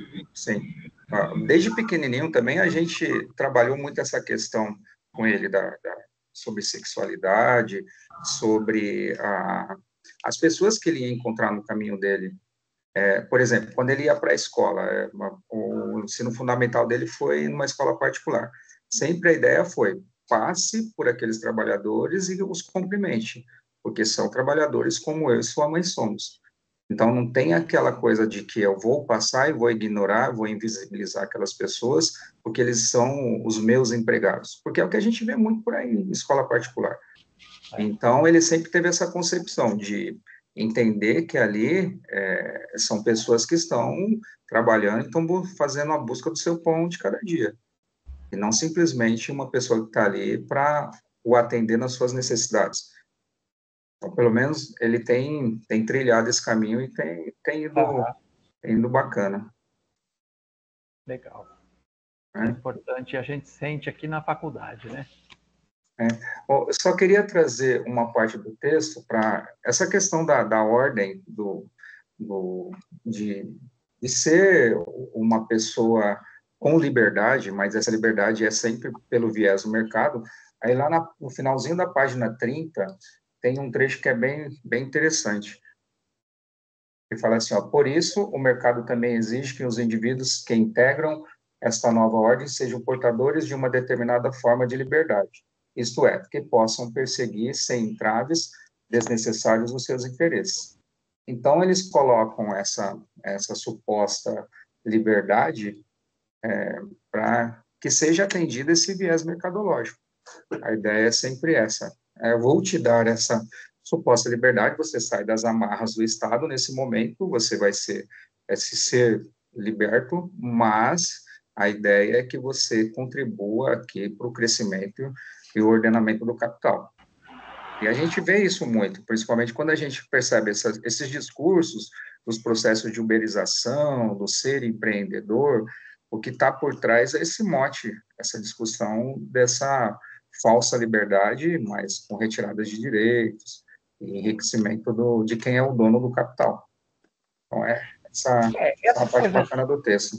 Essa coisa da uberização, e ela é sempre apontada como um aspecto positivo, e óbvio, não há dúvida que do ponto de vista da subsistência do camarada, para muitos é uma salvação. A gente tem muitos alunos ali na Unixul que são Uber. O cara termina a aula 10 da noite ali e fala, professor, agora eu vou até a meia-noite aqui para conseguir fazer uma graninha e tal. Então, é evidente que isso trouxe um benefício prático para as pessoas. Como também é evidente que esse sujeito é um sujeito explorado, né? Porque ele tem o seu próprio carro, ele precisa arrumar o seu próprio carro, ele paga o combustível, quer dizer, todo o trabalho é dele. Só faltou a ligação do cara que quer o serviço com ele.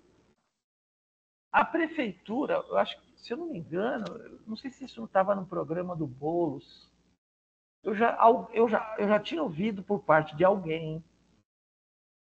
A prefeitura desenvolveu exatamente um aplicativo como esse, em que os camaradas fariam via esse aplicativo da prefeitura. Eu já ouvi isso há um tempo atrás, eu não me lembro de quem foi, enfim, se essa ideia se desenvolveu como projeto, alguma coisa assim. Então, a dificuldade da gente lidar nessa discussão é que, de fato, a uberização, o cara trabalha o dia que ele quer, a hora que ele quer. Porra, não precisa bater cartão. Claro que isso aí é uma puta vantagem pro cara, do ponto de vista da vida prática do sujeito, né? Agora, é claro que não é só alegria também. Tem um aluno nosso, não sei se você lembra dele, Fábio, o alemão Diego, que era da manhã. Palmeirense. Palmeirense, isso aí. O Diego, no último ano da faculdade, ele veio conversar comigo, perguntar o que eu achava, que ele estava querendo sair do trampo dele, porque o cunhado dele estava de Uber e estava faturando uma bolada muito mais do que ele. Mentira. Aí eu não tenho muito o que dizer, né? Enfim. Aí o que ele fez? Comprou um carro financiado, então ele financiou um carro, porque para ser Uber tem que ter um carro até o ano X, né? Alguma coisa assim. E ele comprou o carro e começou a trabalhar. E ficou feliz. Até o final do curso, ele estava feliz, que ele estava conseguindo pagar a faculdade, estava conseguindo pagar as coisas lá, estava feliz. Passou, acho que uns 2 anos, ele entrou em contato, porque tem alguma coisa em aberto dele, ele não se formou ainda. Acho que ficou uma disciplina em aberto, não sei. E aí eu perguntei, e aí, como é que tá o negócio do Uber? Ah, não, pastor, já parei, tô numa empresa aí. Então, a hora que ele consegue a empresa, que aí o cara vai pensar, eu vou trabalhar de segunda a sexta, tenho férias, tenho 13º, né? Então, o Uber, ele funciona em certas circunstâncias. É como o nosso personal trainer. Exatamente. Na disciplina de fundamentos sócio-histórico que a gente tem no primeiro semestre, foi juntando aquelas disciplinas, Fábio. Então, foi juntando fundamentos históricos da educação física com fundamentos teóricos da educação física, com mais não sei o quê, foi juntando, tá? Virou uma disciplina de 15 aulas que você tem que dar conta de um caminhão de coisas. De tudo. E aí eu seleciono uns artigos e faço seminários. Os grupos têm que apresentar aqueles artigos. E um dos artigos que eu seleciono, que esse aí eu sempre mantenho, é um estudo sobre a trajetória do personal trainer. E qual é o fim do personal trainer? Ir para a escola. Porque ele não aguenta mais. Porque uma coisa, você ser profissional liberal, um bom advogado, um advogado rico, de nome. Ah, eu sou liberal. Um médico liberal.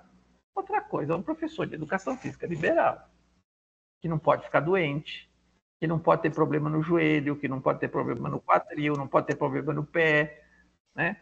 E ele tem uma ascensão, né? Tem cuidado físico. Exato. Né? E o que é principal, que é uma coisa que a gente tem visto. Quando você vai contratar um personal, o que você olha?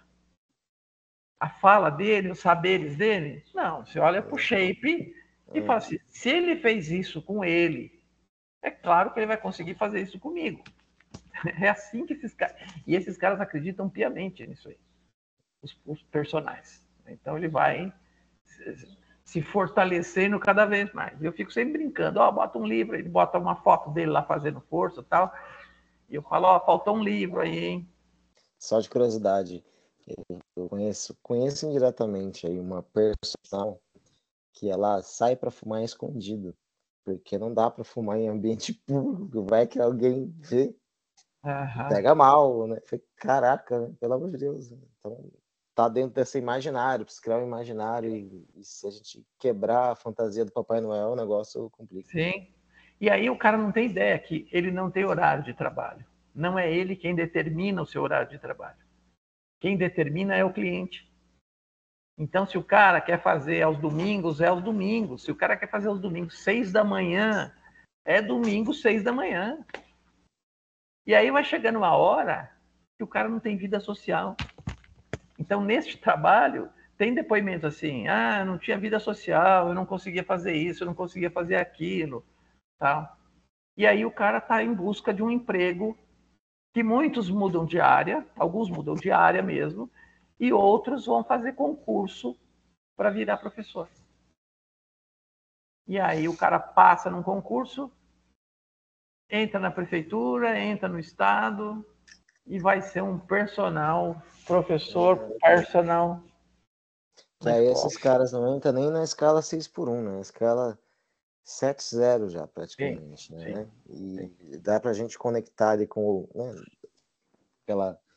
aquele do sono lá, esqueci o nome do... Sim, o 7x24.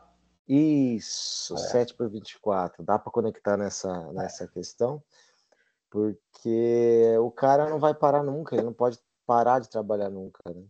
E a ideia do trabalho, né? A ideia do empreendedor, né? Como um herói, como um cara né? Acima dos demais, ela é muito vendida, né? Essa imagem que eu falei, né? Precisa construir a imagem do Papai Noel. Se a imagem do Papai Noel for ruim, já era, acabou a fantasia, né? Então, essa ideia, esse imaginário, né? E eu acho que isso é. que a gente não verá mais. Eu acho que a coisa da CLT é cada vez indo mais para o buraco, cada vez mais contratações fora da CLT, Então, isso vai gerar problemas futuros de aposentadoria, enfim, de uma série de coisas. E se, na próxima eleição para presidente, os liberais voltarem, os neoliberais voltarem, eles vão voltar com muito mais gana e as coisas vão ficar ainda piores. Então, mesmo as aposentadorias, mesmo quem já está aposentado, corre o risco de não ter dinheiro. A Previdência não tem dinheiro para pagar, porque não tem recolhimento. Hoje, a quantidade de MEIs, precisava ter dados sobre isso, a quantidade de MEIs e de PJ que não pagam, e eles acham bom isso, né, não pagar imposto. Eu comprei um negócio aí da China e parou na alfândega.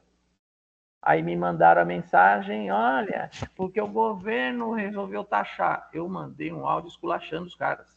Eu falei, olha, vocês não vão me convencer contra o imposto, eu sou a favor do imposto. O Estado precisa do imposto. Vocês é que precisam cobrar o preço com o imposto e repassar o imposto. Agora, não adianta você me dar o preço dele sem imposto e depois eu ter que pagar esse imposto para lá na alfândega. Eu falei, então eu quero meu dinheiro de volta. Aí a resposta deles foi, não, então pode deixar que a gente vai pagar, a gente acerta aqui, tudo vai embora. Já foi o segundo. Eu não gosto de comprar da China, eu não gosto de comprar. As duas que eu comprei foi sem saber. Uma delas, inclusive, eu falei para os caras, eu falei, olha, perderam um cliente, porque vocês tinham que ter avisado que o negócio era da China. Não pela qualidade. Eu comprei uma roupa, essa aí foi um casacão para moto, e eu achei até que fosse, era aquele tecido meio militar, assim, que pau para toda a obra, mas ele veio muito quente, eu não vou nem usar o negócio lá. Mas, enfim, na outra também aconteceu isso. Parou na alfândega, eu falei, quero meu dinheiro de volta, aí eles, não, nós vamos pagar. Aí eles pagaram e eu recebi. Porque essa coisa do imposto, que quando eles separam o preço, é para fazer com que você, cidadão, se revolte contra o Estado. Sim. O cara não consegue perceber a dimensão do imposto, né? Tudo bem que a gente quer corrupção pra cacete, eu também não sou a favor da corrupção. Eu quero que os corruptos sejam presos, eu quero o fim da corrupção. Agora, o Estado precisa ter grana, sem dúvida nenhuma, né? Mas a gente vai sempre viver com este modo de enxergar. Então, voltando na questão da metodológica, nós estamos olhando aqui, ó, o Estado cobrando, tá vendo? Você está pagando mais caro, porque o Estado está roubando o seu dinheiro. E isso é um conjunto que está aqui embaixo, ó, que é a sustentação de um certo modelo de Estado, de atuação do Estado. Então, isso passa. É olhar a realidade como ela está hoje, sem perceber todo o jogo de interesses, os jogos políticos que estão por trás disso. Né? Se eu não me engano, quem começou esse negócio contra o imposto foi a Fiesp. Eu acho que no final dos anos 80. Foi aquele cara que foi candidato a governador lá. Não, é antes dele. Não, foi antes dele. Do SCAF? Antes do SCAF. Bem antes do SCAF, já havia um relógio que marcava o quanto de imposto você tinha. Ele potencializou aquele negócio, né? Só que nunca se explica a totalidade que envolve esse fenômeno, imposto. Né? Então, por exemplo, o imposto de renda, que é 27,5%, acho que acima de 5 mil, uma coisa assim. Uma coisa assim. Cara, é muito baixo esse valor para você tirar tudo isso da renda do sujeito, né? Sim. É muito... Isso aí eu acho uma cacetada. Porque você está tirando do trabalhador diretamente. Havia uma proposta, tempos atrás, do imposto único, que era, inclusive, do antigo PL, que não tem nada a ver com o que virou o PL. Mas era o Marcos Sintra. Marcos Sintra é um economista famoso, deve ter sido professor da Getúlio Vargas, alguma coisa assim, e ele era um dos fundadores do PL. E o projeto dele era do imposto único. Então, todo mundo pagaria aquele imposto único via transação bancária. Sei lá, acho que era 2%, uma coisa assim. E ali era um imposto único, pronto. Você resolveria uma série de coisas, né? Isso também se perdeu. Você tem essa batalha dos impostos, nunca se fala do contrário, né? do que isso afetará as políticas públicas. Sim. E toda vez que você tenta mudar, por exemplo, a política de imposto, o imposto de renda eu acho interessante, né? Porque aquele que vive de renda não paga imposto, né? De renda mesmo. Não aquele salário, sim. aquele que vive do salário. Né? Esse é o imposto de salário, né? O Não cara é que de tem renda, geralmente ele não paga imposto. Mas toda vez que a gente quer combater ou trazer uma discussão sobre essas questões, né, é muito difícil não sair daquele chororô neoliberal. Sim. Tem que ter uma discussão séria. Senão um chororô neoliberal de é igual. Acho que foi o Boulos, não sei se foi o Boulos que propôs, alguém propôs ali a mudança ali de taxação que ia taxar Os milionários. helicóptero, sabe? Essa coisa toda que é básico, não ia pagar tal, mas o helicóptero ia pagar. Pô, virou uma choradeira. Eu falei, moleque, que você tem helicóptero, fica chorando? Para com isso. E aí você tem os caras que dizem assim, mas isso aí não vai resolver nada. Não é isso aí que vai resolver o problema do Brasil. Edivan, eu vi você levantando a mão aí. Já tenho que ir embora. Aí, né? Já passei um pouco do tempo. Beleza, Tá Edivan. Valeu. Obrigado Um aí. abraço. Cacau, Fábio. Vamos marcar em dezembro, tá? Vou marcar aqui com o Fábio depois uma data em dezembro. Tá, depois eu vejo lá. Pra gente pensar. Quem sabe a gente faz aí um presencial, a gente vai comer uma pizza aí à noite. Beleza. Valeu. Valeu, um abraço para vocês. Valeu, tchau. Valeu. Mas é isso aí. Fabião, eu vou sugerir aqui da gente fechar a gravação aqui. Fechou. E a gente continua conversando. Beleza. Fechar aqui, acho que você trouxe uma contribuição legal que a gente conseguiu. Acho que isso foi importante. A gente conseguiu discutir o que a gente precisava discutir por um exemplo. Do Balba, né? O cara então, acho que isso foi muito. Legal. Foi legal para esclarecer. Claro que o texto tem muitas coisas interessantes e pequenos detalhes e tal que enriquece, mas eu acho que a gente conseguiu fazer uma discussão bem legal e a partir do que você trouxe. A tua exposição foi bem legal. Acho que foi 10. Que bom. Tava com isso na cabeça também do Bauman. Tava incomodado, só que eu não conseguia externalizar. Falei, cara, como é que eu coloco em 10? Tanto que na aula eu fiquei assim, tipo, eu não sei se eu falo, porque se eu falar eu não vou saber falar direito, porque eu tô precisando construir aqui a ideia. Aí eu fui elaborando, pensando, falei, acho que agora eu já sei o que eu quero dizer. Aí o texto, falei, eu circulei ali, até fiz uma observação, falei, aqui tá a crítica do Bauman. Eu só não lembro aonde que eu coloquei, deixa eu ver se consigo achar. Legal. Porque você vê as diversas teorias, por exemplo, a fenomenologia. A fenomenologia, ela também não tem nenhuma outra corrente epistemológica tem preocupação ontológica. Certo? Nenhuma. Então, a fenomenologia, por exemplo, ela está estudando o significado, a fenomenologia / hermenêutica.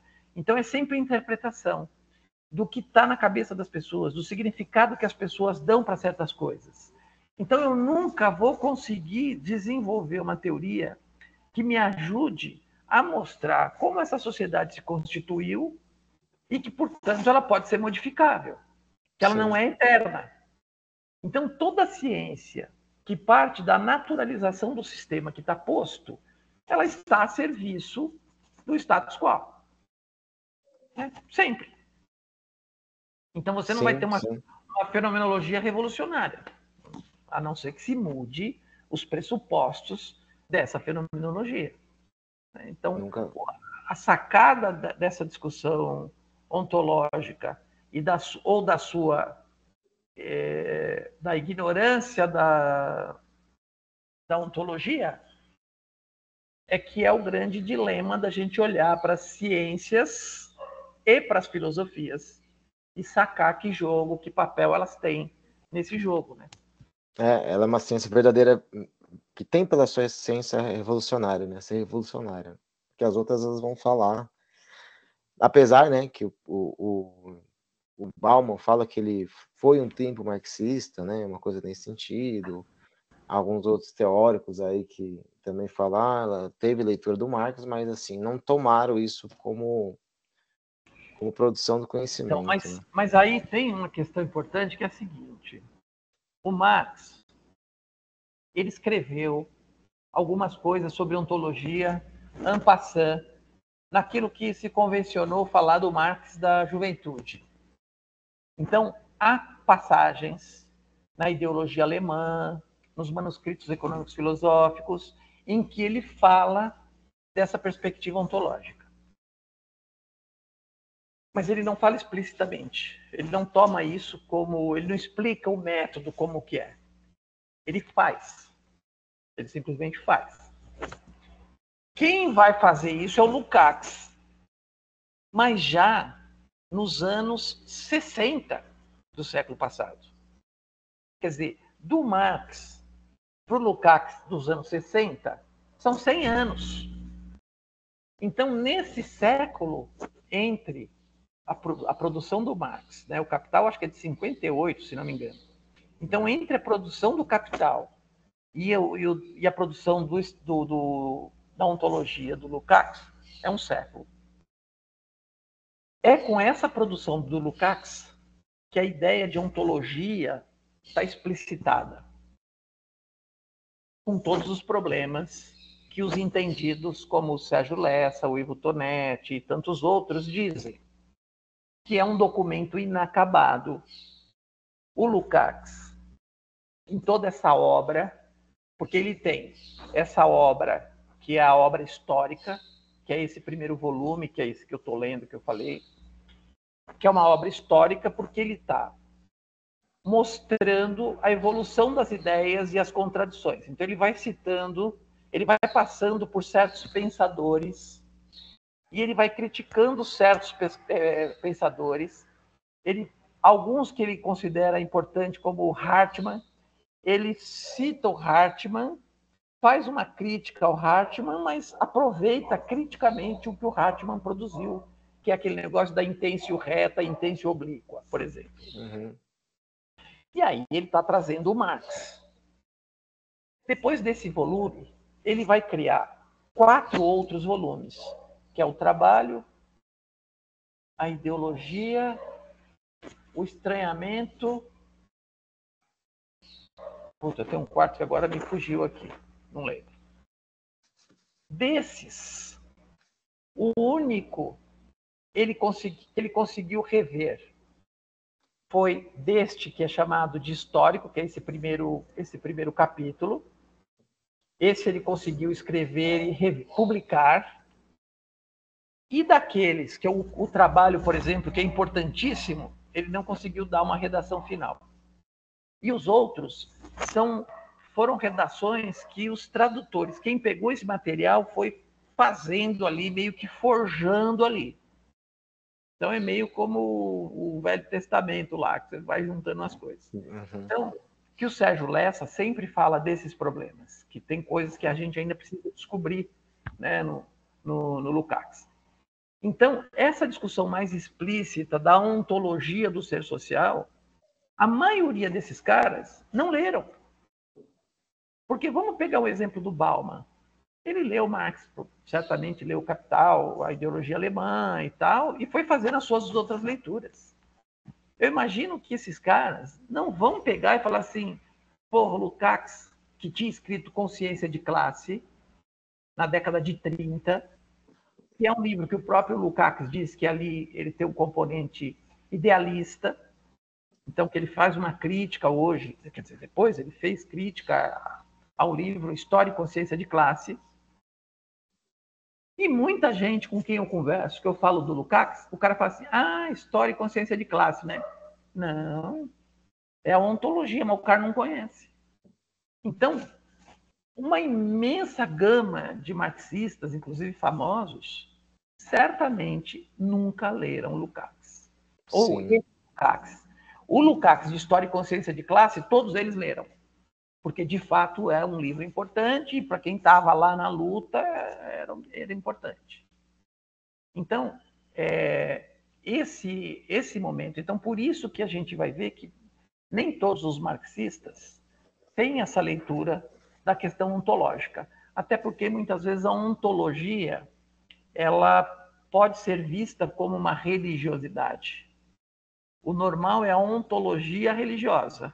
É aquela que fala, Deus criou o homem lá, criou o mundo, fez isso, fez aquilo, agora faz o homem. Vai, sexto dia fez o homem. Então, a ontologia do ser social, ela é muito combatida, inclusive. Você vê, o Foucault, que se baseia no Nietzsche, eles falam em genealogia. Mas o exercício genealógico de ambos é muito parecido com a ontologia. Então, por isso que eu gostei muito de ter lido aquele livro que eu falei lá da Moisés, Viviane Moisés, acho que é esse o nome. Puta livro espetacular. Puta, para psicólogo, então, acho que é indispensável. Vou procurar. Como é que é o nome? Putz, eu não vou lembrar o nome do livro, agora eu não vou lembrar. É Viviane Moisés. Eu acho que é Moisés o sobrenome. Mosé, não é? Isso. Cara, tem um livro aí de capa vermelha que ela fala do Nietzsche, que é um livro incrível. E o Nietzsche, então, com essa história de genealogia, ele está fazendo o mesmo. Só que ele vai em coisas específicas. Por exemplo, ele vai na questão dos valores. Ele está questionando aquela ideia de verdade. Então, que o Foucault também vai nessa coisa da verdade, essa matriz pós-estruturalista, Deleuze, vamos questionar essa coisa de verdade. Sim. Mas eu acho que tem muita gente interpretando mal, porque eles acham que não tem verdade nenhuma. Não é isso que esses caras estão falando. Eles estão falando de valores. Uhum. E não que não há verdade nenhuma. Há verdade, inclusive porque quando você diz que não há verdade, é uma forma de você dizer a verdade. Você está falando alguma coisa. Você está disputando a verdade. Eu estou dizendo que a verdade é isso. E você está dizendo que não existe verdade, a gente está disputando a mesma ideia. Isso é Foucault, né? O Foucault ele aponta essa questão do poder de fazer valer o discurso, né? Isso é interessante, que é você transformar uma ideia numa verdade. Mas isso vem do Nietzsche. Então a inspiração dele é Nietzsche. Olha que interessante. Então é o Nietzsche que está falando nessa coisa da verdade.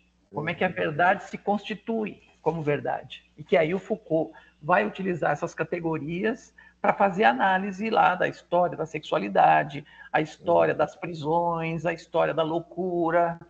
Né? Que é uma forma de fazer valer um determinado discurso para impor uma realidade. Né? Exato. Para Até a impor uma escola. verdade. Para impor uma verdade. É verdade que esse cara é louco, que ele precisa estar num lugar assim, assim, assado. Até então, a escola. A escola também é uma disputa de quem vai fazer valer uma verdade. Uma verdade que deve ser ensinada de determinada forma. E ignorar outras. Então, mas aí que a coisa eu acho que foge um pouco. Não é de falar a verdade, mas é quando, por exemplo, a gente está discutindo, como nós fizemos hoje, a importância da análise ontológica, da gente entender. E muitas vezes as pessoas acham que a questão da economia, e nós vimos isso no texto do Engels que a gente leu, o Engels dizendo, nós nunca falamos que a economia é a base da sociedade. O que é a base da sociedade é como essas pessoas produzem o que é necessário para a sua subsistência. Uhum. E é óbvio que a economia faz parte disso, e tem um peso grande. Né? Como é que a gente produz as coisas que nós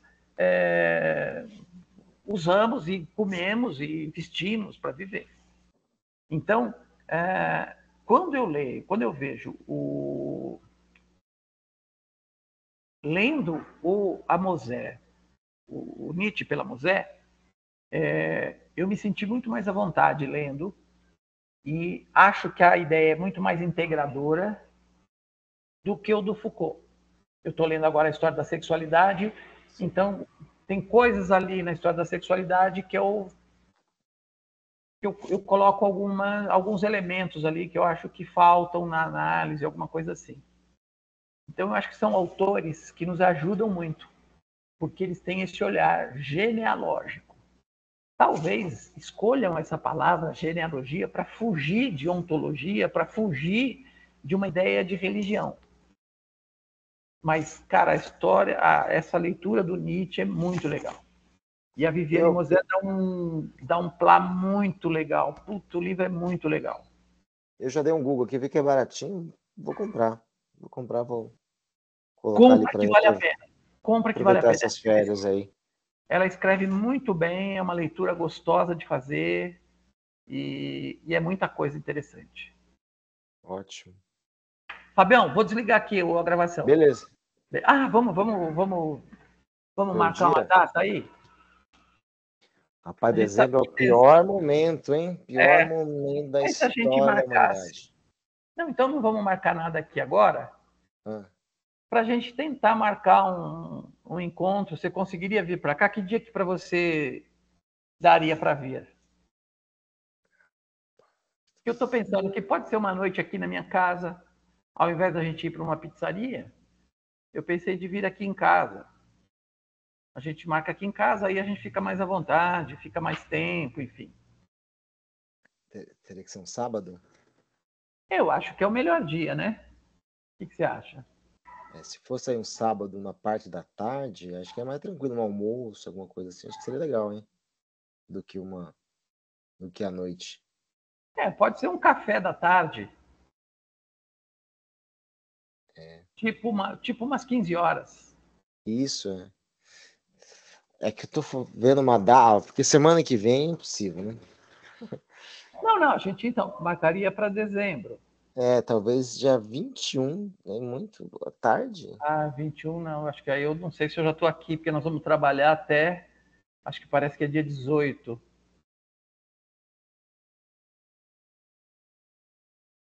Dia 14 eu sei que eu tenho compromisso. Tá. Só se fosse sexta-noite. Mas sexta-noite eu dou aula. Você dá aula. É. E no dia 7 de dezembro?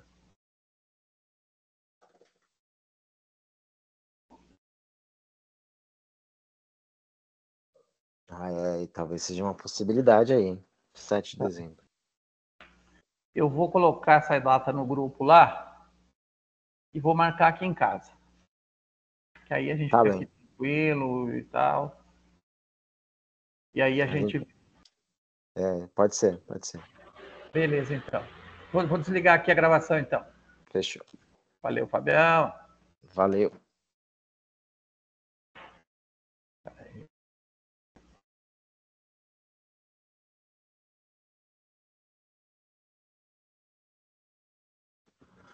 Achei que eu tinha desligado.